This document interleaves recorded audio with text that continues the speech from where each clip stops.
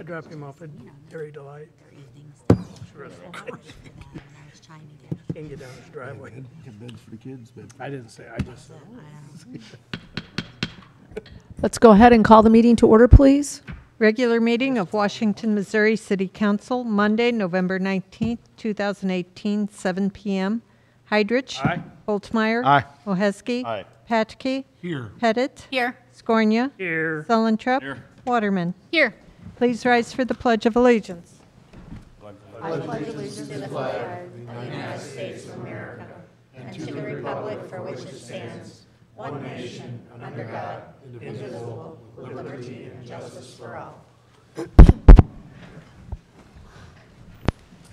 Will all the council members answer if they have or have not read the minutes of the council meeting dated November 5th, 2018? Heidrich. Aye. Holtmeyer. Aye. Moheski. Aye. Patke. Yes. Pettit. Yes. Scornia. Yes. Sullentrup. Yes. Waterman. Yes. Having read the minutes, are there any comments or questions? Any corrections? I'll make a motion. Second. We have a motion by Patke, seconded by Holtmeyer, to approve the minutes from our last meeting dated November 5, 2018. All those in favor signify by saying aye. Aye. Opposed? By your vote, you approve the minutes. Thank you. Approval and adjustment of agenda, including consent agenda. You have a fireworks display request, a final pay request for McConnell and Associates Phoenix Tennis Court repairs, and a change order number 3, McFry Excavating, Inc. for landfill site preparation. Any questions or comments? Yeah, I have a couple. One for John. Go ahead. You first. John, on this landfill, Yes, sir. we got $250,000 worth of change orders? Yes, if you recall, the original contract was to mobilize and to get, I kind of said, just get the excavation done, get the hole dug, essentially. And rather than, in the time constraints that we were up against as far as getting this thing moving and forward, we could not design and construct the landfill. Typically, you design it, then you build it. We had to get the hole dug, start, to get going on the project itself.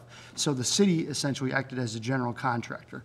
We contracted initially with McFry, or we went out to bid. McFry Excavating was a low bid as far as moving dirt around the landfill operation. They also then had to do some berm work on top of the existing cells.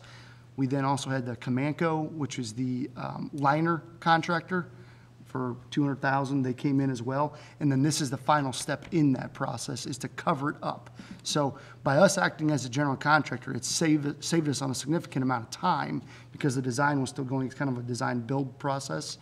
And it is coming in exactly what we thought. Somewhere around $1 million is what the total construction would be. So yes, it does come as a change order, but it is under the initial contract that we had with them.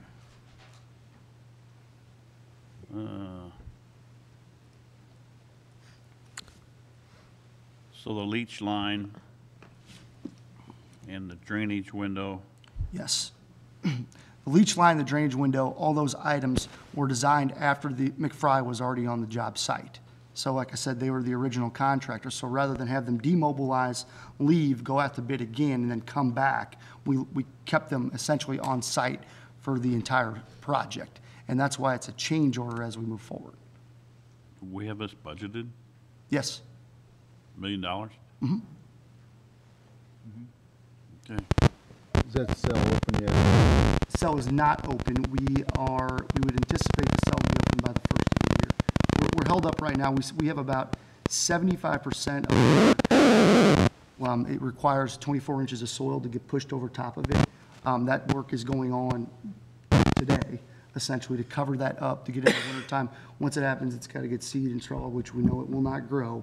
But we do have the capacity now to move forward for the next 7 to 8 years. So we were able to steepen up some of the slopes going this process, so it provided us the capacity we need. So it is not currently opened, but we would have DNR approval hopefully by the first of the year. So it's going relatively well. It's just, it's. We still have room in the old, Yeah, we were able to, Yeah. under the current landfill, the permitting required was a 3-to-1 slope, so it's a, Yeah. a flatter slope. We were able to steepen it up because DNR recognized that we'd be building another cell just to the northwest of it. So we were able to steepen that slope up, and which provided additional capacity, because as you go steeper, you get more capacity in that void area.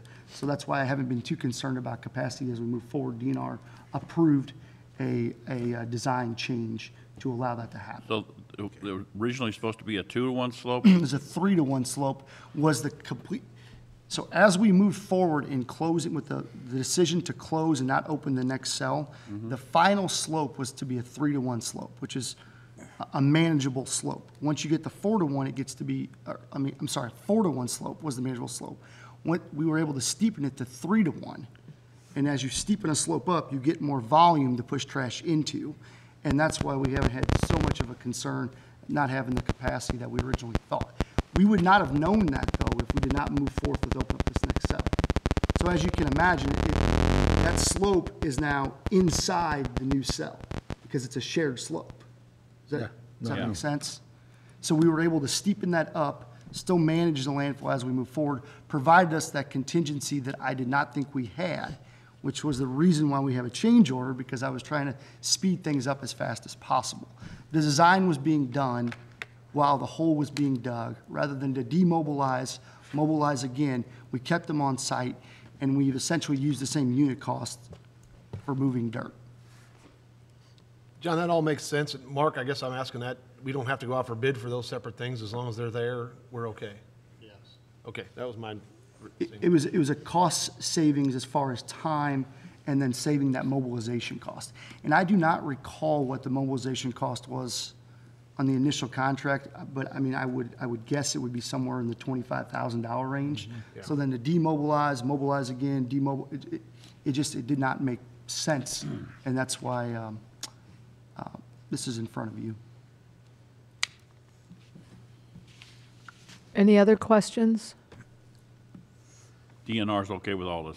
Yeah, DNR did an inspection 2 weeks ago, and they were very happy with how the construction's been going, but, which is understandable. I mean, I wouldn't anticipate anything negative there. But I would also add that we actually just received our latest DNR report as far as operations go, and Tony and his guys have been doing a very good job of keeping litter picked up, getting daily cover. We prioritized that pretty heavily this year to make sure that we became in compliance and did not have any issues with those things at the landfill, and he's definitely put forth the effort to make sure that we are 100% in compliance. And we've been that way, I believe, now going on 18 months, year and a half of basically 100% in compliance. So I'm very happy with how he's been operating things and the guys working out there. Which is, I think, what we told you when we talked about opening up this cell. We felt that we could go ahead and do this without having the previous problems that we had in the past. So, I just don't remember us being a general contractor and then Fry coming in. It was 100% from the, we knew what the estimate was going to be. It was going to be right at, like I said, $1 million, and I could dig that paperwork up, but I believe I briefed you on that. And with the sake of time, we moved forward with doing so. If not, a traditional project would be a design, bid, build, and it goes in that timeline. But in this situation, for the sake of time, we designed to dig the hole out, and then we designed the liner, and while the hole was being dug, we were designing the liner, and then we designed the final cover over top of it. So it was kind of done in phases, and that's why you see change orders, which definitely has a negative connotation, but it was, in this case, positive for us to keep that schedule. Thank you. I make the motion, pass. I'll second. Okay, we have a motion by Holtmeyer, seconded by Waterman, to approve the items on the consent agenda. All those in favor signify by saying aye. Aye. Opposed? By your vote, you approve the items. Thank you. Priority items, mayor's presentations, appointments, and reappointments. Park and Recreation Commission appointment. This evening, we have an appointment of Kevin Creedy to the Park and Recreation Commission.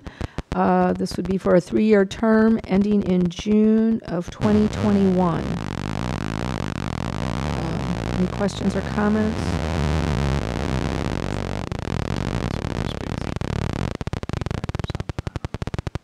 Your Honor, if anybody wants to join the Park Board Commission, is the right train to contact you personally if they want to join, and we go through a process as needed, correct? Okay, people have been asking where it comes from, so we'll direct them directly to you, and I'll make a motion to approve. I'll second it. Okay, we have a motion by Patke, seconded by Scornia, to approve the appointment of Kevin Creedy to the Parks and Recreation Commission. All those in favor signify by saying aye. Aye. Opposed? By your vote, you approve the appointment. Thank you. Police Department reappointments. We have 2 reappointments this evening. Yes, good evening, council. We have for reappointment Officer Michael Grissom and Detective Mike Wisbaum. Both are veteran officers with their department. They serve the city well. They do a fantastic job, have always been outstanding performers. Mike deals a lot with accident reconstruction, accident review, code violations, things of that nature. He does a great job. Detective Wisbaum was recently assigned to this position. He's hit the door running there. He's done a lot of case resolution and bringing the bad guys to justice, so to speak. His most recent one is we've had a string of 10 burglaries within the county, 6 of them here in our city. We've had one across the river or 2, and one in Gasconade County, all the same suspect. And he has worked with the task force in Franklin County, and they've arrested that gentleman. That's pretty good. So we can take care of those burglaries and don't have to worry about it. So I would request that you reappoint both individuals. And Mike's standing right here if you want to come up, Mike. No, you can come up. Come on, Mike.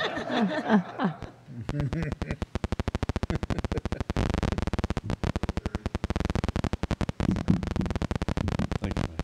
Thank you. Good job. Yeah. Yeah, I know. Okay. So, I'll make a motion. okay, we have a motion by Patke, seconded by Holtmeyer, to approve the reappointments of Michael Grissom, Patrol Officer, and Detective Michael Wisbaum. All those in favor signify by saying aye. Aye. Opposed? By your vote, you approve the reappointments. Thank you. Phoenix Center CID reappointments. Okay, we also have 2 reappointments to the CID for the Phoenix Center, the Community Improvement District. It would be Joseph Vernacci and Sandy Lucy to the Board of Directors. Make a motion. Thank you. Second. Okay, we have a motion by Sullentrup, seconded by Patke, to approve the reappointments of Joseph Vernacci and Sandy Lucy to the Board of Directors of the Phoenix Center 2 Community Improvement District. All those in favor signify by saying aye. Aye. Opposed? By your vote, you approve the reappointments. Thank you. Public hearings. Postpone rezone request for 505 West 2nd Street from R20 residential to R2, okay. To two-family to R1C single family attached. This was one of the duplexes down on West 2nd Street, and there was some confusion about the ownership. Someone had passed away, and so that we didn't have the correct names on the application, so it was postponed to December. Need a motion for that? We're good. Motion, please. Motion to table. Second. Okay, we have a motion by Patke, seconded by Holtmeyer, to table this item. All those in favor signify by saying aye. Aye. Opposed? By your vote, the item is tabled. Thank you. Special use permit, 504 West 3rd Street, vacation rental. Okay, Sal? Yep. John, would you mind pulling that up real quick? Should be one of the PowerPoints. The other one on the right. There you go. So this is pretty straightforward. This is another Airbnb short-term lodging located at 504 West 3rd Street. The only other difference is actually there's one in the vicinity. So this house right here is currently used as a bed and breakfast. They're asking for, and it was granted a special use permit years ago. This one's asking for the same. They do have off-street parking. It is in close proximity to walking distance to downtown. So we think it's an appropriate area. It's zoned R2 overlay, which is what all the just houses are there, meaning they can be used single-family or two-family, and then to have that short-term lodging, they do need the same special use permit. So, Any questions or comments? Make a motion. Second. It's a public hearing. Need to open the floor up. This is a public hearing. Okay. That's what it says. Is there anyone here who would like to address the council on this item? Don't look like it. Okay. So now we'll have a motion. Make a motion. Second. Second. Okay, we have a motion by Holtmeyer, seconded by Solentrup to accept this item into the minutes. All those in favor signify by saying aye. Aye. Opposed? By your vote, you accepted the item. Thank you. An ordinance granting a special use permit to utilize 504 West 3rd Street as a vacation rental in the city of Washington, Franklin County, Missouri. Holtmeyer. Introduced by Councilman Holtmeyer. This is the ordinance that follows the previous item.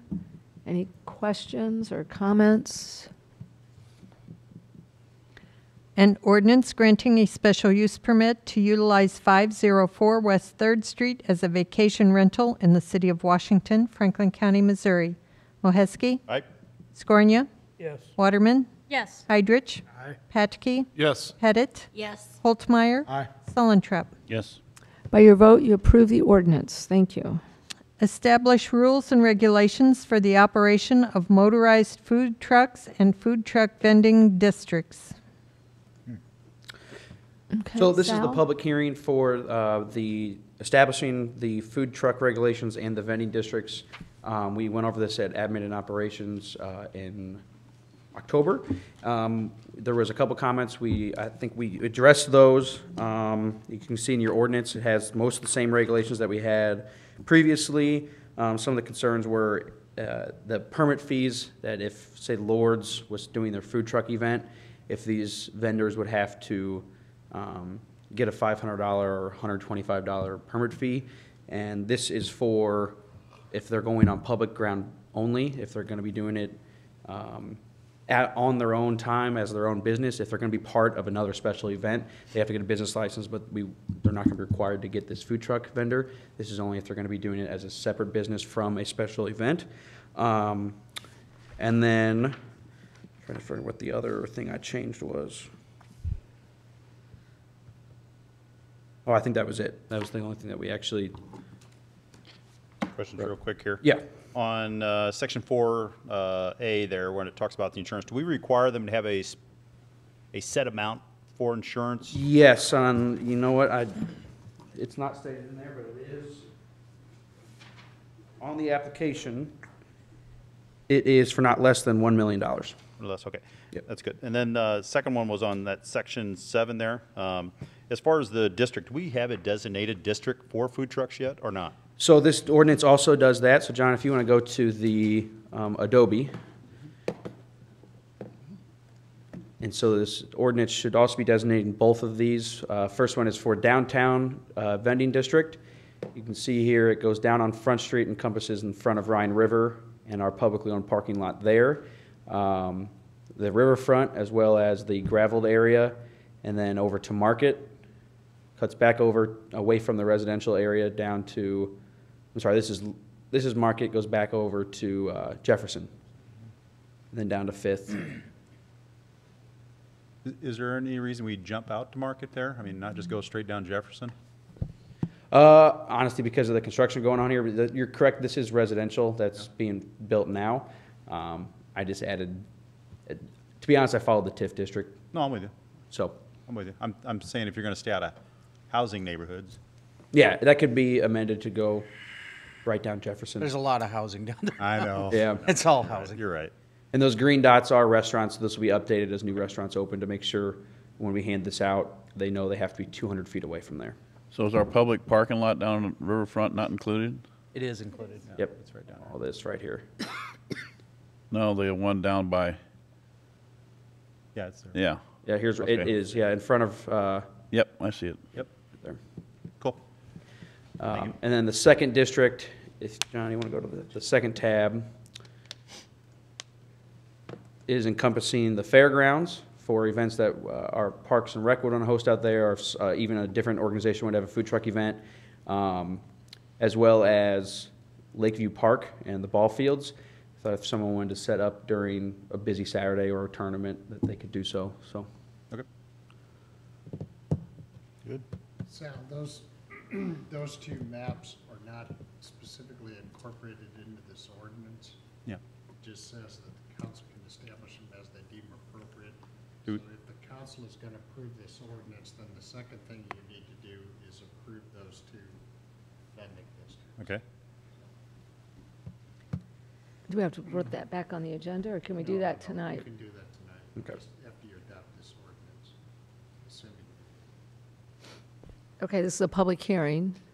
I have a question, Sal. Yes. So, and this may not be a question you know the answer to, but when the health department inspects, do they also inspect for for safety, like making sure that restaurants have adequate fire extinguishers? I don't know that for sure, but I would be surprised if if the health department would verify the location of a fire hydrant or a fire extinguisher. We brought the fire department just because of Just this. because of tonight. this? Come on up, Tim, we know you're. Because the concern that I have is food trucks, in that closed space, I know that they are more of a fire hazard than even restaurants are, because you've got such an enclosed space with cooking going on there, and we don't have any requirements for that sort of safety. That's why I'm here. I don't know if I caught it if we missed it, fire department missed it in the October operations, I'd like to apologize. That's one thing I noticed missing in the ordinance is there's no fire safety provisions. There was a truck that exploded, a food truck that exploded in Philadelphia a few years back, killed 2 people. Looking at the NFPA statistics, there's 580 propane fires as a first point of ignition in vehicles since in between 2011 and 2014. So that's a concern. If you look at the city of St. Louis as well as the city of Chicago, they've done some pretty proactive measures for fire protection in food trucks, particularly in the safety side of it. Hard piping rather than running cheaper rubber hose or flexible line inside of these food trucks. The state of Missouri also has requirements for propane being established in a vehicle. So if that is a concern I have is from the fire perspective and the safety perspective of the ordinance. I love the idea. I mean, I eat a food truck at work regularly. I just think there's some provisions that we need to do. I think the city of St. Louis has a good footprint. It's not real restrictive. They're using NFPA guidelines that are fairly straightforward. The codes have not kept up with this. There's a couple 100,000 food trucks estimated to be on the road with this foodie craze. So the codes are very slow to react to that. NFPA 1 and NFPA 96. NFPA 1 is the Fire Prevention Code, National Fire Protection Association Code, and NFPA 96 is talking about the ventilation. Same thing we use in restaurants, requirements for hood systems, hood protection. If you're frying with grease in these things, they need to be properly protected. The two big questions, the two big safety issues are grease fires, and more importantly, honestly, is propane. That's the big one is propane. Not changing propane cylinders while you're cooking. Having somebody competent that's working with it, as well as spacing. There's even spacings from NFPA on a recommendation of distance between food trucks and distances from buildings as well. There's some phenomenal statistics on the power of propane. One 20-pound cylinder has the equivalent of 170 sticks of dynamite. There was a food truck exploded in March this year in Minnesota. The blast could be heard 6 miles away. So it's a significant amount of energy there with these propane cylinders in these trucks. So I would recommend that the ordinance, if this passes, we follow up with another ordinance looking at the fire safety side of this. I think we could look at, if you look at Section 5, that's where you have the health department food permit and subject to the health code. I think you could go ahead and take this back and add a section, insert a section there to go ahead and come up with a. And we would have the building department would actually be that's where we would push the permitting through if there was any inspections. I don't think necessarily the city may need to get into the inspection business, but have them provide documentation, and when they're setting up in one of these districts, setting up appropriately that they're far enough from buildings, they're far enough from one another, and if we need to spot check one for a public complaint, we would at least have some backing to go back on if we had some ordinance language. Do you know, is there any certifications out there for these food trucks? Like they got to be checked once a year or nothing like that out there? No, the codes haven't caught up. Looking at doing some research on this, the state of Missouri does have propane regulations on mobile vehicles, and that's what the city of St. Louis is using, as well as the NFPA guidelines that are out there. NFPA is trying to catch up, and after the explosion that killed those folks in Philadelphia, that's when people starting to get on board. Chicago's the leader in it, to be quite frank with you. City of St. Louis is trying to mimic them. City of Chicago requires all kinds of requirements that I think are far and beyond what we're capable of right now.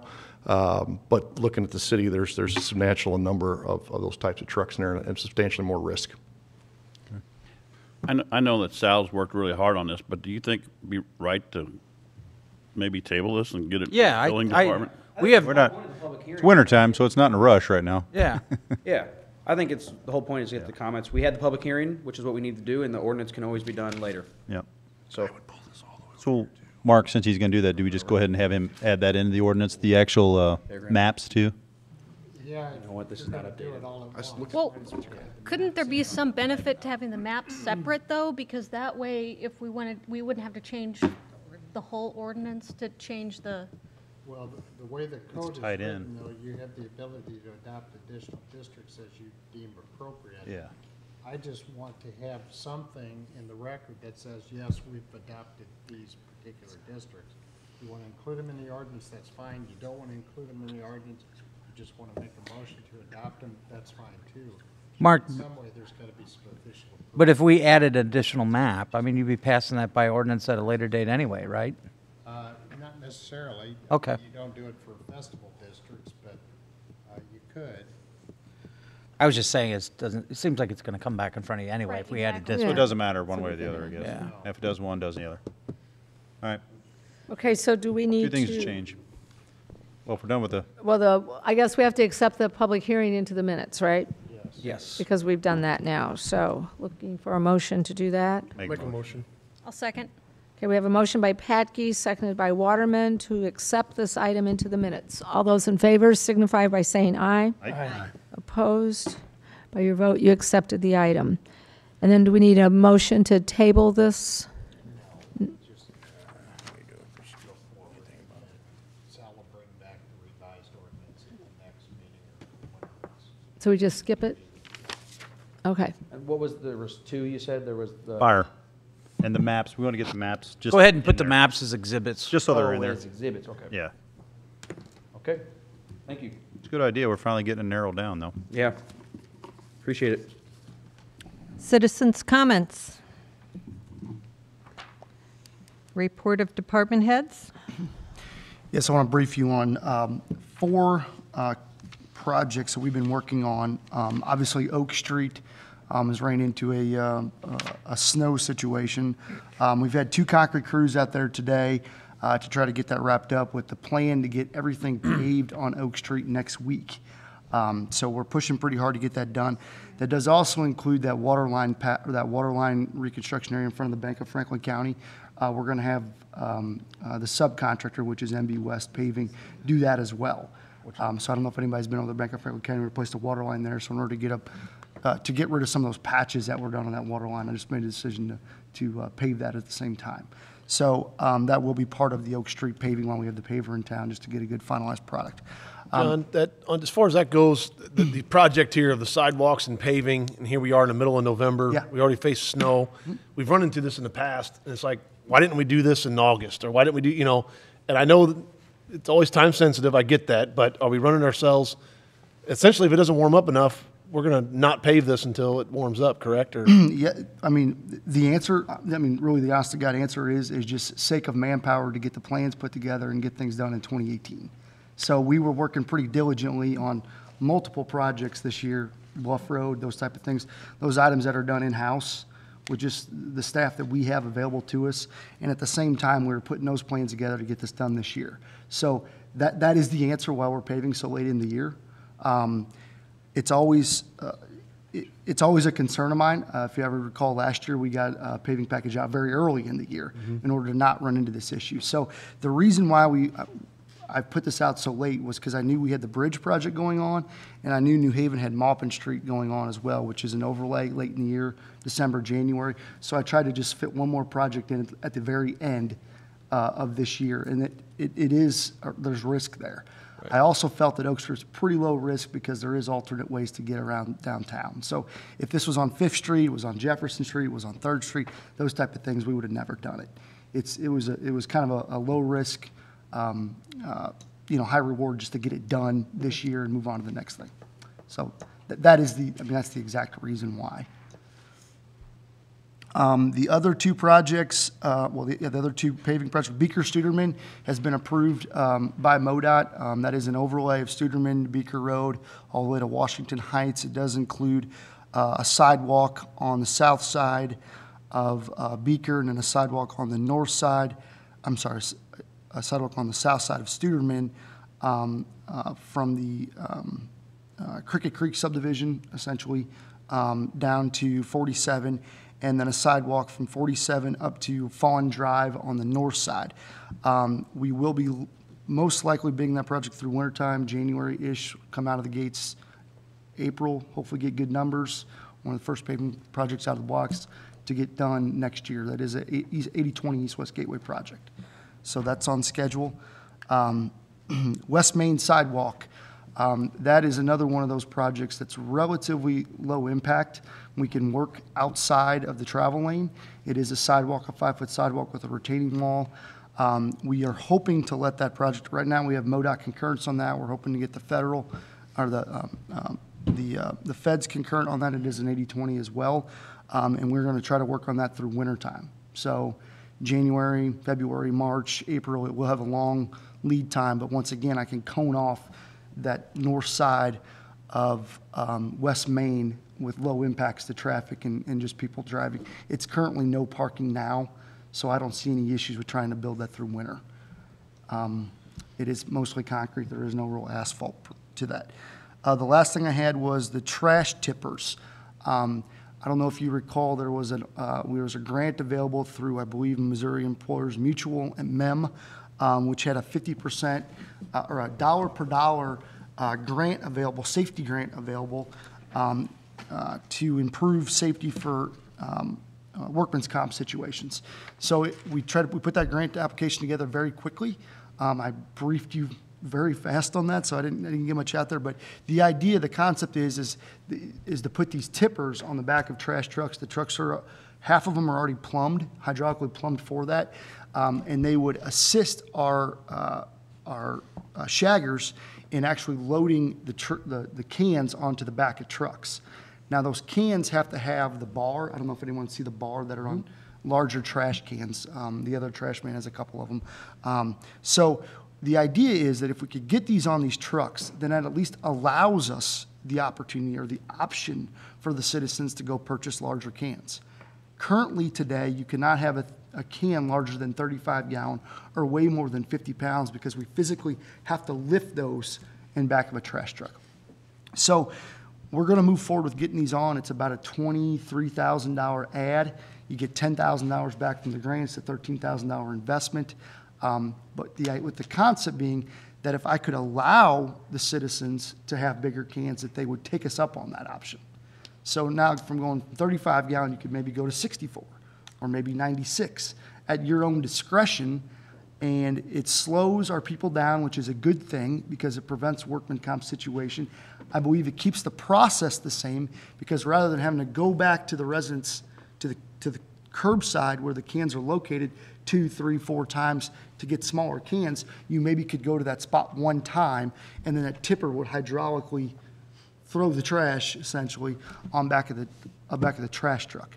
So we feel like if we could get 10% of these stops in a day, to go into larger cans, that prevents or lowers the risk of workman comp situation. We feel like it's an overall benefit for the citizens. I know I have one personally, and I wouldn't have any other way. It's on wheels. It's a stout can. They're commercially available at Lowe's, Ace Hardware, Walmart, wherever. So it's easy to get a hold of, and we feel like right now people don't have that option. We would give them that option. So once I get that framework put together, we may have just a clarification on can sizes. So that's hopefully coming this winter. So if you have any questions, what's going on? Any questions of Just John? real quick, going back to West Main. Yeah. You said that the sidewalk's the only project we're doing there, but I thought we were gonna fix that asphalt too. Yep, asphalt's part of it. There's a 200, I forget the tonnage, but it's a small area where that water line break was a few years ago. We've been getting through in order to get to this project, but that patch will be done as well. It has a completion date, I believe, of mid-April. So I'm giving plenty of lead time to, once it warms up, to pave into the spring to get that taken care of. Now, that will not be a total overlay along the entire duration of the sidewalk. Or the entire length of the sidewalk. It's just in that location. The pavement's in relatively good shape, except for that water line. Water got underneath of it and made it a little wavy, but that should be taken care of as well. Any other questions of John? Okay. Anyone else, department heads? Guess there's not many here. Nope. All right. Ordinances, resolutions, an ordinance accepting the bid from Napier Construction doing business as Shingle Tech and to approve the purchase and installation of asphalt roofing and materials by the City of Washington, Missouri. Patke. Introduced by Councilman Patke. Is this the next project? Chad, do you want to? Yeah, this is for package F. There's another 11 roofs that is included in this package, which includes riverfront restroom, riverfront pavilion restroom, the alternates of the rest of the riverfront pavilions down there that haven't been done already, Optimus Park restroom, Optimus Park pavilion, Lafayette Pavilion, and the fire station number 3 back shed is included in this package. Obviously, the difference in contract price. I talked to S&K. Basically, they had a multiplier that was wrong in their system. They did that at last minute, and that's what it was. And Okay. as like I said, I talked to him, and he understood that it was a mistake on his part. Okay, I spoke with the other contractor, just, making sure that they were, he wanted me to make sure that he was told that it's less than 75,000, so it doesn't have to be prevailing wage. That is correct. And that is true. That's and correct. right. Okay. That is correct. His main concern was is that he missed something and then Right, and didn't Nick, bid it as and he prevailing come wage. to me also and asked me that same question. I said he was fine, he was all right, but it is a big number difference between there, but Right. it was in their computer, there was a wrong multiplier, he said, that caused that issue. Any other questions, comments? An ordinance accepting the bid from Napier Construction doing business as Shingle Tech and to approve the purchase and installation of asphalt roofing and materials by the City of Washington, Missouri. Moheski? Aye. Scornia? Yes. Waterman? Yes. Heidrich? Aye. Patke? Yes. Pettit? Yes. Holtmeyer? Aye. Sullentrop. Yes. By your vote, you approve the ordinance. Thank you. An ordinance authorizing and directing the execution of a contract with SCS Engineers for the semi-annual groundwater monitoring program at the Strickoff Sanitary Landfill in the City of Washington, Franklin County, Missouri. Holtmeyer. Introduced by Councilman Holtmeyer. Yes, each year we're required to provide groundwater monitoring reports to DNR in our landfill operation. This is a standard contract that we've done for, I believe, going on 6 years with SCS Engineers has been our consultant for the landfill. So it's a pretty standard operation. They go through, they go to the wells that we have drilled around the landfill perimeter and test the groundwater. We submit those to DNR. I'm not aware of any issues with the groundwater. Does anybody ever else bid on this? Yeah, we used to have Burns McDonald do the work, and at some point, and I don't know the history behind it, we did go out for qualifications, and SCS Engineers was determined to be the most qualified firm. I do not know how they were chosen. I've not looked into it that far, but we've continued to use them as far as design, our cell, and any other consulting work that may be done. Overall, I'm fairly happy with them. I don't have any I was just complaints. curious. But yes, we may, looking at that every 3, 4, 5 years, we could go for qualifications again. It would be a qualifications-based thing. Usually, firms that have the most knowledge of your specific situation are typically the most qualified. So Okay. I hope that answers your question.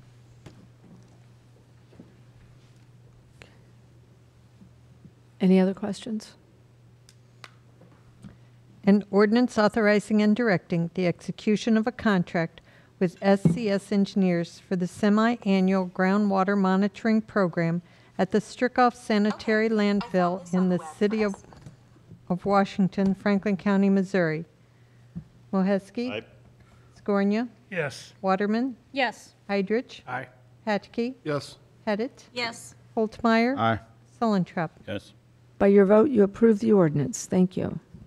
Commission, committee, and board reports. Preliminary plat, Stonecrest re-subdivision, Lot 77.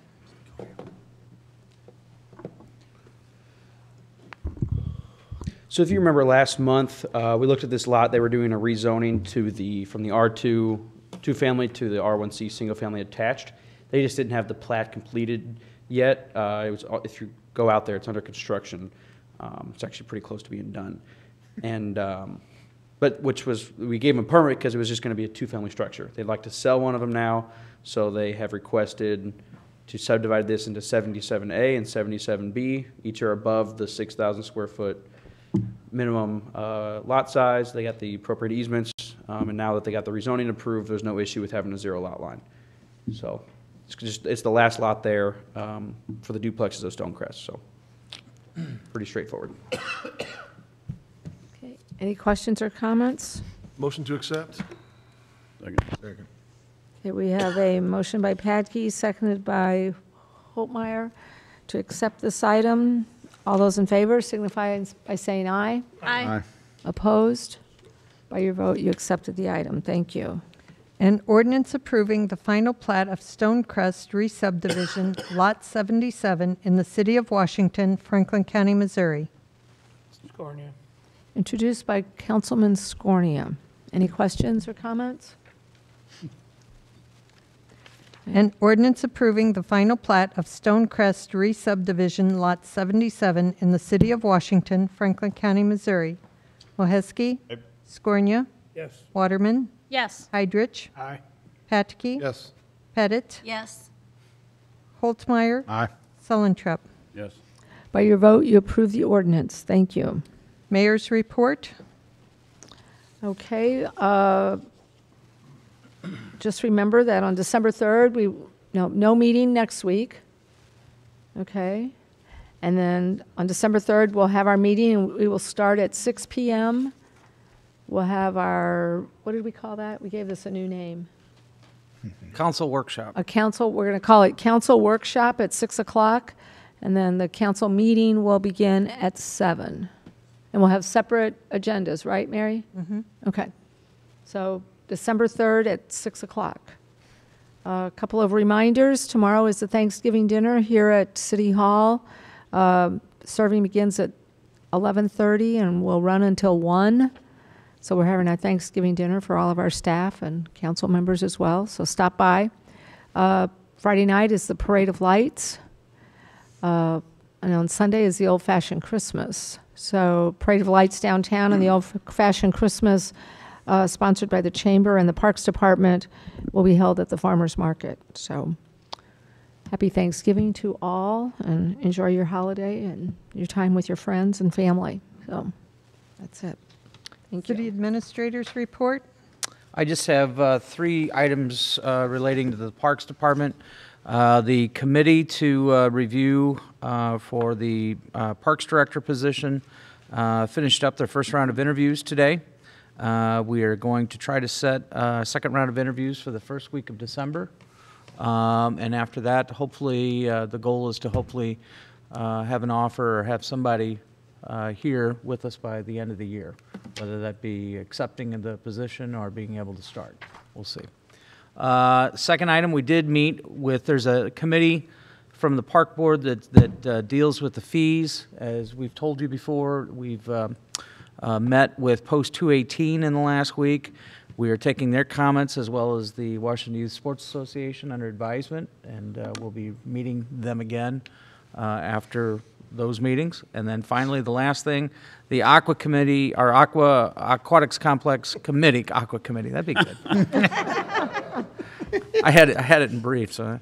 The Complex Committee they're going to meet with the consultant, Councilman Hunsaker, next Monday at 3 p.m. So they'll have their first meeting. That's all I have. Council comments? Any comments by council members? Only thing I wanted to ask is, Sandy, is the city of Washington planning on promoting or putting a resolution out for the POW and the MIAs? I read an article in the paper about it.